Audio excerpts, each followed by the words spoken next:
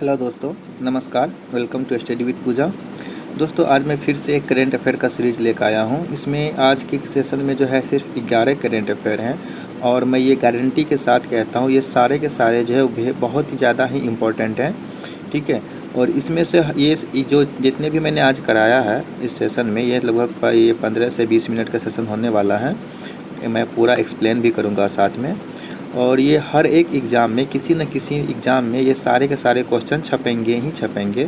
तो ये सबसे पहले अभी जो मैंने देख के बनाया है, तो ये अभी जो एसएससी एग्ज़ाम होने वाला है, एसएससी सीजीएल जो होने वाला है, एसएससी सीजीएल को मैंने देख के किया है। ठीक है, एसएससी सीजीएल को देख के किया है। और इसी के साथ इसमें बैंक के भी इम्पोर्टेंट क्वेश्चन हैं, बैंक के भी हैं। और साथ ही साथ जो है ये जो है साथ ही साथ ये मतलब क्या कहते हैं, बीपीएससी का एग्ज़ाम होने वाला है और सीडीपीओ। इन सारे चीज़ को देख के मैंने ये सीरीज़ बनाया है और मैं गारंटी लेता हूँ कि इसमें सारे के सारे क्वेश्चन इंपॉर्टेंट है। और ये लास्ट जो है आप देख रहे हैं 6 मंथ के जो है लास्ट 6 मंथ के एक करेंट अफेयर होने वाले हैं।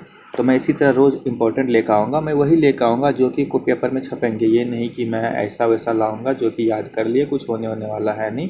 मैं सारे के सारे इंपॉर्टेंट लाऊँगा। ठीक है, चलिए तो आज का सेशन शुरू करते हैं। मेरा पहला जो है, सबसे पहला मेरा है विश्व का क्या है, विश्व का सबसे बड़ा सोलर प्लांट। ये क्वेश्चन जो है बहुत ही इसमें कन्फ्यूजिंग क्वेश्चन है। ये इसमें कह रहा है विश्व का सबसे बड़ा सोलर पार्क कहाँ है। विश्व का सबसे सोलर पार्क, इससे पहले जो सबसे पहला जो है वो था कहाँ, पहला पावागढ़ कर्नाटक में था। कहाँ था? पावागढ़ कर्नाटक में। लेकिन जब से ये राजस्थान का जो है भादला, एक भादला ज़िला है, राजस्थान है, वहाँ पे जो है ये भरला सोलर पार्क क्या है, भरला सोलर पार्क क्या बना है, भरला सोलर पार्क जो बना है, भरला सोलर पार्क कहाँ पे है, तो ये राजस्थान में है, भरला राजस्थान में है। तो ये सबसे विश्व का सबसे बड़ा सोलर पार्क कौन सा है, भरला सोलर पार्क राजस्थान। और इसे किस संस्था द्वारा, ये कि सब विश्व का सबसे बड़ा सोलर प्लांट है, ये किस संस्था द्वारा घोषित किया गया, तो ये घोषित किया गया है मेरीकॉम संस्था द्वारा, मेरीकॉम संस्था द्वारा घोषित किया गया है। लेकिन इससे पहले क्या था कि जब ये राजस्थान का भरला सोलर पार्क नहीं बना था, तब तक क्या था कि ये विश्व का सबसे बड़ा सोलर पार्क जो पावागढ़ कर्नाटक में था। तो कर्नाटक पहले आंसर होता था, लेकिन आपका आंसर जो है विश्व का सबसे बड़ा सोलर पार्क कौन सा हो जाएगा, राजस्थान हो जाएगा। दूसरी क्वेश्चन की तरफ बढ़ते हैं। तो अगला क्वेश्चन है, हाल ही में क्या है, बोईटा बंदना महोत्सव कहाँ मनाया गया है। मैं इस क्वेश्चन को जो है क्वेश्चन के रूप में नहीं लिखा हूँ, बस मैं इंपॉर्टेंट के तौर पे लिखा हूँ, मैंने क्वेश्चन के रूप में नहीं लिखा हूँ। तो ये जो है बोईटा बंदना कहाँ महोत्सव मनाया गया है, तो ये मनाया गया है उड़ीसा में। उड़ीसा में कब मनाया गया है, तो 15 नवंबर 2021 को जो है ये कार्तिक पूर्णिमा के दिन जो होते हैं, कार्तिक पूर्णिमा के दिन, मैंने शॉर्ट में लिखा है आप लोग को समझ एक्सप्लेन करने के लिए, कार्तिक पूर्णिमा के दिन मनाया जाता है। और इसे जो है ये क्या कहते हैं, उड़ीसा के जो है वो और इम्पोर्टेंट जो प्रमुख लोक नृत्य हैं वो कौन कौन से, इसको देख लेते हैं। तो उड़ीसा के जो प्रमुख लोक नृत्य हैं वो सब हैं छाऊ महोत्सव, बाली जात्रा, राजा परवा। इसी के साथ साथ और भी है नुआखाई महोत्सव, कोणार्क नृत्य इत्यादि। इसमें और भी है, लेकिन जो इम्पोर्टेंट है वो मैंने यहाँ पे लिख रखा है। तो ये आप ध्यान में रखिएगा 2 नंबर को। और हम 3 नंबर की तरफ चलते हैं। ये बहुत इम्पोर्टेंट है क्योंकि इंटरनेशनल भी हो जाता है और अपना नेशनल भी हो जाता है। तो जयनगर कुर्था, ये क्या है, जयनगर कुर्था रेल ट्रैक। ये जयनगर कुर्था जो है, जयनगर जो है बिहार के मधुबनी ज़िले में है और ये कुर्था जो है नेपाल में है। ये जो है भारत और नेपाल के बीच है। जयनगर कुर्था रेल ट्रैक कहाँ है, भारत और नेपाल के बीच है, पहला याद रखिएगा। दूसरा, इसकी दूरी कितना है, तो इसकी दूरी याद रखिएगा, 34.50 kilometre, 34.50 kilometre Jaynagar Kurtha rail track का जो दूरी है। और इस ट्रेन में जो है मतलब भारत और नेपाल को छोड़ के किसी अन्य देश मतलब कोई भी तीसरा देश इसमें ट्रेन में सवारी नहीं कर सकता है। ठीक है। और ये कहाँ से कहाँ तक है, बिहार के मधुबनी से लेके नेपाल के धनुषा जिले के कुर्था तक है। नेपाल के धनुषा जिले के कहाँ तक है, कुर्था तक है, कुर्था तक है। इसको आप याद रखिएगा, ध्यान में रखिएगा, बहुत इंपॉर्टेंट है ये। अगले की तरफ बढ़ते हैं। तो ये भी एक तरह देखा जाए तो क्योंकि जीआई टैग मिला हुआ, तो ये बहुत इंपॉर्टेंट हमारा चौथा। तो ये जो है मतलब हमारे भारत का सर्वश्रेष्ठ पर्यटन गांव जो टूरिज्म के लिए होता है, टूरिस्ट के लिए सर्वश्रेष्ठ गांव की बात कर रहा है तो कौन सा है? ये है पोचमपल्ली। पोचमपल्ली कहाँ है? तो ये हैदराबाद से 50 किलोमीटर दूर जो है एक नगगोडा जिला है आंध्र प्रदेश में, वहीं पे है। हैदराबाद से 50 किलोमीटर दूर नगगोडा जिला कहाँ पे है? नगगोडा जिला में है। और ये जो है संयुक्त राष्ट्र विश्व पर्यटन संगठन, इसके बारे में हम आगे देखेंगे इस संस्था के बारे में। ये कि मतलब ये जो इसको जो है सर्वश्रेष्ठ पर्यटन गांव किसने मतलब घोषित किया है? तो वो किया है इसने, तो संयुक्त राष्ट्र विश्व पर्यटन संगठन। ठीक है, तो इसके बारे में हम आगे देखेंगे उसको। इसमें और भी बहुत ही इंपॉर्टेंट है कि रेशम के साड़ी जो है यहाँ के बहुत फेमस है, जिस कारण इसे भारत का रेशम शहर भी कहा जाता है। यहाँ पर जो इस गाँव में ये जो शहर है नलगोडा जिला, यहाँ पे जो है रेशम का शहर बहुत, रेशम का जो साड़ी बहुत फेमस है, जिस कारण से जो है भारत के रेशम शहर के नाम से भी जाना जाता है।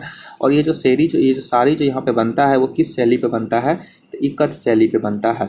इकत शैली को 2004 में जो है जीआई टैग भी दिया गया है, याद रखिएगा। इकत शैली को 2004 में जीआई टैग दिया गया। तो ये कहाँ से संबंधित है?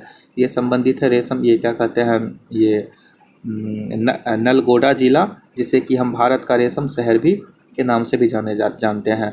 और इसमें एक और इम्पोर्टेंट है, पोचमपल्ली से ही जो विनोबा भावे जो है 18 अप्रैल 1951 को विनोबा भावे ने भूदान यात्रा, भूदान आंदोलन जो शुरुआत किया था, ये भूदान इसी गांव से किया था, पोचमपल्ली गांव से, जिस कारण कि पोचमपल्ली गांव को जो है भूदान पोचमपल्ली के नाम से भी जाना जाता है। किस नाम से? भूदान पोचमपल्ली के नाम से भी जाना जाता है। क्यों जाना जाता है? 18 अप्रैल 1951 को विनोबा भावे ने भूदान आंदोलन कहाँ शुरू किया था? इसी गांव से शुरू किया था। अब हम कुछ इसका फैक्ट देख लेते हैं। ये इसके संयुक्त राष्ट्र विश्व पर्यटन के बारे में कुछ फैक्ट देख लेते हैं। United Nation World Tourism Organization के बारे में हम बात कर लेते हैं। इसके बारे में बात करते हैं, इसका हेडक्वार्टर जो है मैड्रिड स्पेन है। कहाँ है? इसका हेडक्वार्टर मैड्रिड स्पेन है। और इसके हेड कौन है? जुराब, इसका नाम थोड़ा उटपटांग है, याद रखिएगा ठीक से। जुराब पोलोली कसविली, जुराब याद रखिएगा, जुराब पोलोली कसवली इसका नाम है। और ये जो इस्टेब्लिश कब हुआ था, United Nation World Tourism Organization का जो स्थापना हुआ था, वो हुआ था 1 नवंबर 1974 को। 1 नवंबर 1974 को इसका स्थापना हुआ था। और ये जो है वर्ल्ड टूरिज्म डे मनाया जाता है हर साल 27 सितंबर को। कब मनाया जाता है? हर साल 27 सितंबर को। कब मनाया जाता है? तो हर साल 27 सितंबर को मनाया जाता है। ठीक है, चलिए हम आगे बढ़ते हैं। ये एक छत्तीसगढ़ के बारे में है। छत्तीसगढ़ सरकार ने जो है, जो कि भूपेश बघेल जी हैं, छत्तीसगढ़ सरकार ने 4 नए जिले की घोषणा किया है, जिसमें कि टोटल 18 नए तहसील भी बनाए गए हैं। 4 नए जिले में टोटल कितने? 18 नए तहसील बनाए गए हैं। कि 4 जिले कौन कौन से हैं? इसमें से दे देगा कि मतलब इस तरह से क्वेश्चन देगा, छत्तीसगढ़ में 4 जिले बनाए गए हैं, तो इनमें से कौन सा जिले छत्तीसगढ़ में नहीं आते हैं या फिर नहीं बनाए गए, इस तरह के क्वेश्चन से पूछे जा सकते हैं। तो इस तरह हम देखते हैं। तो 4 नए जिले जो है, मोहला मानपुर है, पहला जिला कौन सा है? मोहला मानपुर है। दूसरा कौन सा है? सारगढ़ भिलाईगढ़। दूसरा, ये दोनों एक ही है, इसको दो मत समझिएगा। सारगढ़ भिलाईगढ़ है, क्या है? ये दूसरा जिला है सारगढ़ भिलाईगढ़। तीसरा जिला कौन सा है? तीसरा जिला है शक्ति। और चौथा जिला है चौथा जिला कौन सा है? ये मनेंद्रगढ़ है। इसका नाम जो है थोड़ा उटपटांग है, जैसे लग रहा है क्या कि ये साउथ का नाम है, तो मनेंद्रगढ़ है। ठीक है, ये याद रखिएगा। ये 4 जिले जो है, राजस्थान सरकार जो भूपेश बघेल है, उन्होंने ये 4 जिले की घोषणा किया है। टोटल 4 जिले में जो 18 नए तहसील की बात किया गया है। कितने? 18 नए तहसील की भी घोषणा किया है इसी 4 जिले में से।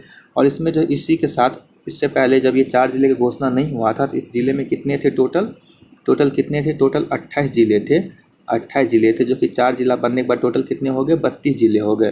ठीक है, और यहाँ के जो है सीएम की बात करते हैं। छत्तीसगढ़ के सीएम कौन है? छत्तीसगढ़ के सीएम है भूपेश बघेल। ठीक है, छत्तीसगढ़ के सीएम कौन है? छत्तीसगढ़ के सीएम है भूपेश बघेल। और गवर्नर की बात करें तो गवर्नर कौन है? अनुसुईया उइके। और कैपिटल की बात करें, कैपिटल कहाँ है? रायपुर है। ठीक है, यहाँ तक क्लियर हो गया। इस आई थिंक किसी को कोई दिक्कत नहीं आया रहा होगा और मज़ा आ रहा होगा। यदि ये सेशन समझ में आ रहा है तो लाइक शेयर कीजिएगा और अपने दोस्तों के साथ सब्सक्राइब शेयर भी कीजिएगा, सब्सक्राइब करना मत भूलिएगा। और एक इम्पॉर्टेंट बात, इस जो हमारा ये यूट्यूब चैनल है, ये पूजा मैम के अंदर में है, जो कि पहले ऑफलाइन सेशन लेती थी, तो उन्होंने अपना जगह चेंज करने का ऑफलाइन सेशन लेना बंद कर दिया है। तो आप इस चैनल से जुड़िएगा, और पूजा मैम के अंदर ये बहुत ही जो है अच्छे तरीके से बताती है। आप एक बार इनका सेशन देखिएगा, पसंद आएगा। इसमें जो एसएससी, सीजीएल, बैंकिंग, इन सब के लिए ये स्पेशलिस्ट है। और ये हर एग्ज़ाम में, जब तक इनका एज है तब तक ये हर एग्ज़ाम में बैठ के खुद को मतलब देखते रहती है कि मैं क्वालिफाई कर पाता हूँ। ये सारे एग्ज़ाम लगभग में क्वालिफाई किए हैं, और इसका आप सेशन जाके जो है आप यूट्यूब के अबाउट में जाके देख सकते हैं। चलिए आगे बढ़ते हैं। ये भी बहुत इंपॉर्टेंट है।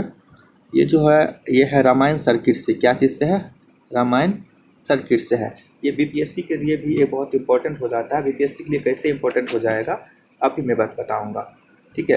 ये जो रामायण सर्किट जो है 7 नवंबर कब? 7 नवंबर 2021 को सफदरगंज रेलवे स्टेशन, जो कि दिल्ली में है, सफदरजंग रेलवे स्टेशन से इसकी शुरुआत किया गया था, ठीक है। तो इसका पहला स्टॉपेज जब यह चलता है तो ये क्यों फेमस है ये मैं बताऊंगा।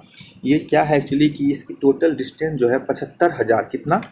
इसकी टोटल डिस्टेंस जो है, मैं लिख देता हूँ, मैंने यहाँ लिखना भूल गया था। इसका टोटल डिस्टेंस जो है टोटल 7500 माफ़ कीजिएगा, 7500 किलोमीटर का है। टोटल डिस्टेंस 7500 किलोमीटर का है। और ये जो है जब ये सफदरगंज से जंग से खुलती है तो इसका पहला स्टॉपेज कहाँ है? अयोध्या जो कि यूपी में पड़ता है। अयोध्या पहला स्टॉपेज है। और इसका लास्ट स्टॉपेज जो है ये है रामेश्वर। कहाँ? रामेश्वर में लास्ट स्टॉपेज है। ये एक्चुअली जो है रामायण सर्किट किस लिए है? ये जो है मतलब जब यहाँ से खुलेगी इसका एक जो मुख्य मतलब इसका जो प्रमुख जो मतलब इसका जो है मुख्य उद्देश्य है वो क्या है? भगवान राम से जुड़े सभी धार्मिक, किससे? भगवान राम से जुड़े सभी धार्मिक स्थलों को जोड़ना। जो इसमें यात्री बैठे रहेंगे उसको भगवान राम के सभी धार्मिक स्थलों से जोड़ेंगे, वहाँ पे इनकी यात्रा कराएंगे। इसलिए इसका नाम भी रखा गया है रामायण सर्किट। क्या रखा गया है? रामायण सर्किट इसका नाम रखा गया। टोटल डिस्टेंस कितना ट्रेवल करेगा ये? 7500 किलोमीटर। और ये टोटल दिन को यात्रा जो करेगा वो कितना? 17 दिन में। कितना? 17 दिन में। याद रखिएगा 17 दिन में टोटल यात्रा करेगा। इसको आप नोट कर लीजिएगा, मैंने यहाँ लिखना भूल गया था। मैं इसका पीडीएफ जो टेलीग्राम ग्रुप में दे दूँगा। आपसे निवेदन है कि आप टेलीग्राम ग्रुप ज्वाइन कीजिए, वहाँ सारी चीज़ का पीडीएफ और अपडेट मिलते रहेंगे, ठीक है। ये 17 दिन में करेंगे। 7500 किलोमीटर है। इसका पहला स्टॉपेज अयोध्या है, लास्ट स्टॉपेज जो है रामेश्वर है। ये क्या करते हैं कि 10 स्टेट मतलब 10 राज्य जो है बिहार, ये मतलब भारत के 10 राज्यों से होते हुए ये 15 प्रमुख स्थल, 10 राज्य के 15 प्रमुख स्थल पे जोड़ेंगे। इसमें मैं बता दूं कुछ जो इम्पोर्टेंट है। इसमें जो है यूपी के जो है अयोध्या, श्रृंगबेरपुर और चित्रकूट। यूपी के कौन कौन से? अयोध्या, यूपी क्या याद रखिएगा? अयोध्या, श्रृंगबेरपुर और चित्रकूट अयोध्या में है।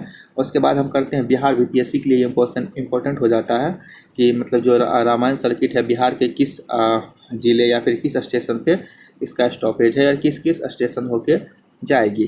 तो बिहार के ये टोटल 3 स्टेशन है, सीतामढ़ी, बक्सर और एक कौन है? दरभंगा।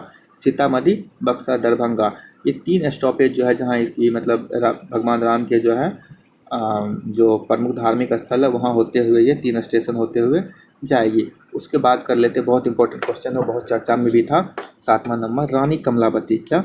रानी कमलावती जो है भोपाल के हबीबगंज का बदला नाम है। रानी कमलावती जो है हबीबगंज जो है, पहले हबीबगंज स्टेशन होता था। ये भोपाल का जो स्टेशन उससे 3 किलोमीटर की दूरी पे है। जैसे कि पटना में देखा जाए तो क्या है कि ये बिहार है, ये सॉरी राजेंद्र नगर है। ठीक उसी तरह दिल्ली में देखा जाए तो दिल्ली में एक पुरानी दिल्ली है और नई दिल्ली है, ठीक उसी तरह से है। इसका जो है भोपाल में हबीबगंज का बदल के नाम रानी कमलापति किया गया है। और ये जो है इसमें इस स्टेशन में टोटल लागत 100 करोड़ का है। कितना का टोटल लागत कितना का है? 100 करोड़ का है। और ये जो है फर्स्ट PPPPP जो है कि मॉडल पे मतलब पब्लिक प्राइवेट पार्टनरशिप, क्या? पब्लिक प्राइवेट पार्टनरशिप मॉडल पे आधारित है। रानी कमलापति जो है, ये रानी कमलापति के नाम पे कौन थी? रानी कमलापति जो है भोपाल की अंतिम जो है अंतिम हिंदू रानी थी। क्या? अंतिम हिंदू रानी थी। और इसके पति का नाम जो था निजाम शाह था। क्या था? इसके पति का नाम निजाम था, जिसका की हत्या कर दिया गया। जिसके बाद रानी कमलापति ने वहाँ का राजभार संभाला। और जब रानी कमलापति राजभाष संभाली, तो जब इन्होंने उससे लड़ा और जब नहीं जीतने पाए, जब इन्होंने खुद को लगा कि अब मैं हार जाऊंगा, तो अपने अपनी आत्मसम्मान की रक्षा के लिए इन्होंने जल समाधि ले ली। यही थी रानी कमलापति। और ये किस वंश की थी? तो ये थी गोंड वंश की। ठीक है, आई थिंक आपको समझ में आया होगा, मज़ा आ रहा होगा। अगला क्वेश्चन बहुत इंपॉर्टेंट है, राष्ट्रीय क्वेश्चन है, बहुत इंपॉर्टेंट है। CBI, central bureau of investigation. CBI का फुल फॉर्म सबको पता होगा, सेंट्रल ब्यूरो ऑफ इन्वेस्टिगेशन। और उसके बाद की बात करते हैं, ईडी का फुल फॉर्म हो जाता है, ईडी का हो जाता है इन्फोर्समेंट डायरेक्टरेट। मतलब इन्फोर्समेंट डायरेक्टरेट मतलब क्या हो जाता है? इन्फोर्समेंट डायरेक्टरेट का हिंदी मीनिंग एक्चुअली क्या हो जाता है? हाँ, प्रवर्तन निदेशालय, प्रवर्तन निदेशालय हो जाता है इन्फोर्समेंट डायरेक्टरेट। ठीक है, इन दोनों की जो है, जो इसका जो प्रमुख है, जो कि हेड होते हैं, उसके कार्यकाल में 3 साल की वृद्धि की गई है। किसके द्वारा? तो रामनाथ कोविंद के द्वारा। किसके द्वारा? रामनाथ कोविंद जो कि राष्ट्रपति है, उसके द्वारा। तो इसका पहले जो कार्यकाल था वो 2 साल का होता था। कितना? पहले इसका कार्यकाल होता था 2 साल का, लेकिन अब उसका कार्यकाल 2 साल से बढ़ा के 5 साल कर दिया गया है। तो कितना का इंक्रीज हुआ है? 3 साल इसके कार्यकाल को बढ़ा दिया गया है। ठीक है, तो ये बहुत इंपॉर्टेंट हो जाता है, बताया पूछा जाएगा। सीबीआई की जो सेंट्रल ब्यूरो ऑफ इन्वेस्टिगेशन के जो है कार्यकाल को कितने साल बढ़ाया गया है या फिर कितने साल कर दिया गया है, ऐसा पूछा जा सकता है। तो सीबीआई का जो कार्यकाल बढ़ाया गया वो किस अधिनियम को संशोधन किया गया? सीबीआई का दिल्ली विशेष पुलिस अधिनियम 1946 को संशोधन करके बढ़ाया गया है। और इन्फोर्समेंट डायरेक्टरेट का जो है सेंट्रल विजिलेंस फोर्स, केंद्रीय सतर्कता आयोग, सेंट्रल विजिलेंस फोर्स को 2003 को संशोधित करके इसका जो कार्यकाल को बढ़ाया गया है। अब हम चलते हैं, बहुत चर्चा में रहा, बहुत इंपॉर्टेंट है। मैंने इसमें जितना भी कराया सारे के सारे बहुत इंपॉर्टेंट है, याद रखिएगा।